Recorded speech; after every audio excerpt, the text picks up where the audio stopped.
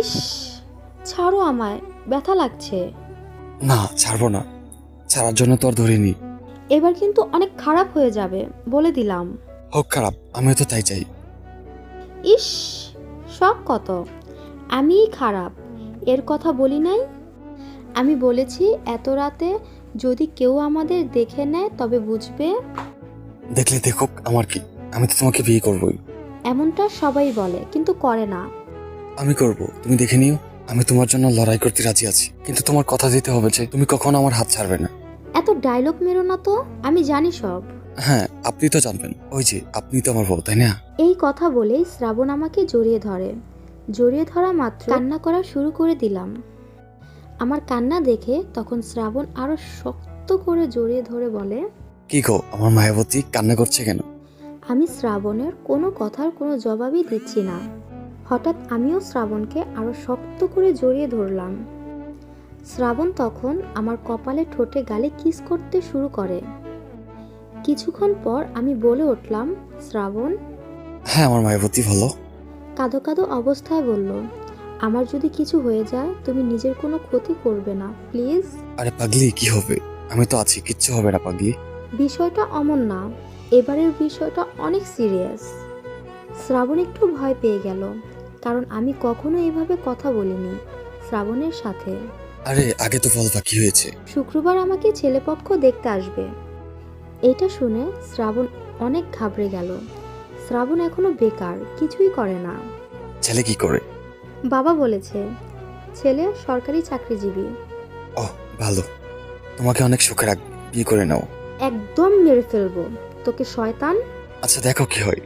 আর তোমার মনে আছে তো, তোমাকে ছাড়া আমার নিজেকে ভাবতে কষ্ট হয়। এই জন্যই তোমাকে বলতে চাইনি, জানি এখন কান্নাকাটি করবে। কচু কান্না করবো? আমার তো মজা লাগছে, বিয়ের দাওয়াত খাবো। কোনো উল্টাপাল্টা কিছু করবে না, বলে দিলাম। আচ্ছা ঠিক আছে। তারপর শুরু হয় আসল কাহিনী। শুক্রবার এর পরের দিন আমি শ্রাবণকে ফোন দিয়ে বলি, শ্রাবণ। মায়াবতী তুমি? হ্যাঁ আমি। কই তুমি? আসো তো আমার বাসায়। এত রাতে? হ্যাঁ আসো, ভাইয়া আর আব্বু তোমার সাথে কথা বলবে আমাদের বিয়ের ব্যাপারে। আমাদের বিয়ে মানে? তোমার পরিবার তোমাকে দেখতেই পারেনি, আবার ডেকেছে কথা বলার জন্য, তো আবার বিয়ের? আরে হ্যাঁ, আসো তুমি। তারপর শ্রাবণ ঘরে বসে ভীষণ চিন্তিত। তার মনে হাজারো প্রশ্ন ঘুরছে। কেন মায়া তাকে এখন ডেকেছে, আর কেন এমন পরিস্থিতির সৃষ্টি হয়েছে। কিছুক্ষণ পর মায়া চুপি চুপি ঘরে ঢোকে। তার চোখ লাল, মুখে আতঙ্কের ছাপ। মায়া, এটা কি হচ্ছে?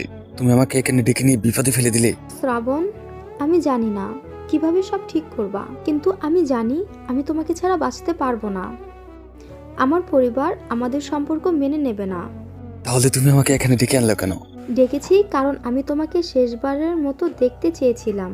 আমি পালানোর কথা ভাবছি, কিন্তু তোমার মতামত জানতে চাইছিলাম। আমাদের এই শহর ছেড়ে চলে গেলে কি পারবো সুখী থাকতে? শ্রাবণ চুপ হয়ে যায়।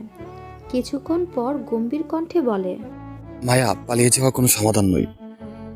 ভালোবাসা যদি সত্যি হয় তবে আমরা অপেক্ষা করব, সময় আমাদের একদিন পথ তৈরি করে দিবে, কিন্তু আমি তোমাকে কষ্ট দিতে চাই না। তোমার কথা শুনে মনে হয় তুমি আমাকে সত্যিই ভালোবাসো। আমি জানি সময় কঠিন, কিন্তু আমি তোমার সঙ্গে থাকবো। সেই রাতে মায়া আর শ্রাবণ সিদ্ধান্ত নেয় যে তারা অপেক্ষা করবে। তারা বুঝতে পারে ভালোবাসা ত্যাগ, ধৈর্য এবং সাহসের নাম। কয়েক মাস পরে মায়ার পরিবারের কঠোর মনোভাব ধীরে ধীরে বদলাতে শুরু করে। তাদের ধৈর্য আর নিষ্ঠা দেখে পরিবার মায়া আর শ্রাবণের সম্পর্ক মেনে নেয়।